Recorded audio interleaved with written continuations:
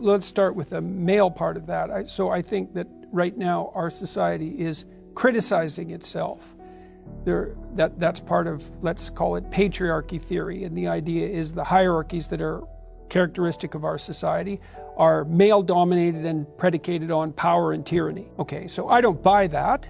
I think that any hierarchical structure can degenerate into tyranny, but I think that most of the hierarchical structures in the West are about as good as hierarchical structures ever get. And if you think we can do without hierarchical structures, then you don't know what you're talking about, because you can't organize your perception without a hierarchical structure, and you can't organize people in terms of pursuing a valuable goal. You can't even say that a goal is valuable without producing a hierarchy. So there's no getting rid of hierarchies. Now then you can say, well, yeah, but the hierarchy is based on power and it's corrupt. And I don't think that's true in the West, although hierarchies can become corrupt. Okay, so let's say you do buy that though. The hierarchy is patriarchal and it's corrupt. Well, then let's say you're a young man and you're ambitious. Well, then obviously you're corrupt too, because your ambition is to take your place in the corrupt hierarchy. And so because the hierarchies aren't tyrannical and because they're based on competence, your ambition, if you have any sense, is actually to become competent. But if you confuse that with a power drive, and there's tremendous confusion about that, then you confuse young men, because they think if they're ambitious and they want to get ahead, let's say, they want to be useful and competent, that they're somehow buying into the tyranny. So you actually punish the young men for their virtues. And I actually think that that's part and parcel of this critical process, because I think that one of the things that drives the people who are theorizing about the tyrannical patriarchy is that they absolutely detest competence. And it's a deep war. So it's very annoying. It's very hard on young men, but it's also hard on young women. So it's hard on young women because they end up with partners who are confused. They're confused about the relationship between masculine and feminine. They're confused about what role they should play out in the world. Apparently, it seems to be fine if a woman wants to play a patriarchal role. That seems to be perfectly fine ethically. I don't understand how that can be the case if the patriarchy itself is corrupt. It's corrupt, but it's okay if women occupy the positions of power. It's like, okay, how does that make sense? Well, none of this makes sense. Part of the reason it doesn't make sense is because it isn't designed to make sense. It's designed to be destructive. Now, there's more complications than that. There's lots of reasons why people are unstable in their roles now. And one of the big reasons is the introduction of the birth control pill. So we still haven't adapted to that by any stretch of the imagination, and God knows how long it'll take. It's a huge biological transformation for women to have voluntary control over their reproductive function.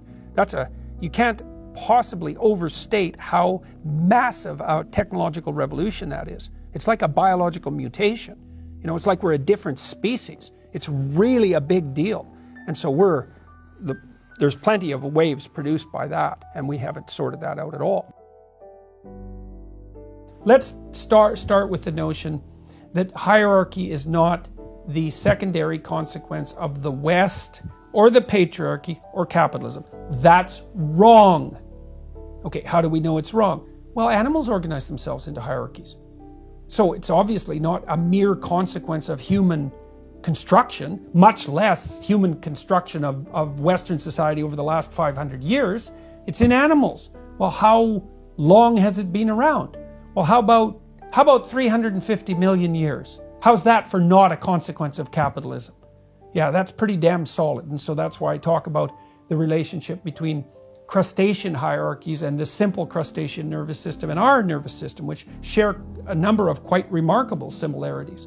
And the point isn't that we should behave like lobsters of all the idiotic criticisms. It's that there's a neurobiological continuity that demonstrates that hierarchies are so ancient that our brains have adapted to them as if they are permanent elements of reality.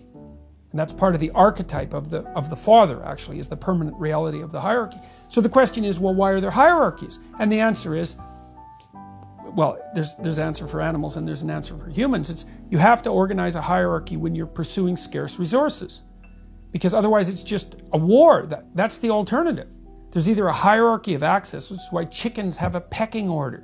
The top chickens eat first. Doesn't mean the bottom chickens don't eat, although it does mean that if there's not enough food. And all the chickens accept the pecking order because otherwise they have to fight. You say, well, that's pretty rough on the bottom chickens. And yeah, but not as rough as being pecked to death. Like, it's rough, but it's not as rough as constant battle. So a hierarchy in some no small part is the alternative to Hobbes, to the Hobbesian state of everyone against everyone else. And so that's one reason for hierarchy. Another reason is, well, if you're going to pursue, let's assume that you have to pursue something useful to stay alive. Now, I don't think anybody's going to disagree about that, because you just sit around, you're going to die. So you have to go out there and do things.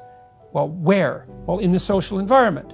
Oh yes, with other people. So you have to cooperate and compete with other people to do something useful. Well, then you're going to make a hierarchy around that goal.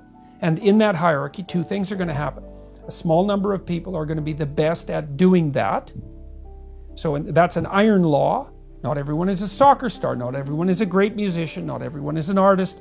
There's lots of hierarchies, but in each hierarchy, it's a small number of people at the top who do most of the productive work. So one of the things I learned from Carl Jung, whom I have great respect for, is that we necessarily exist inside a hierarchy of values.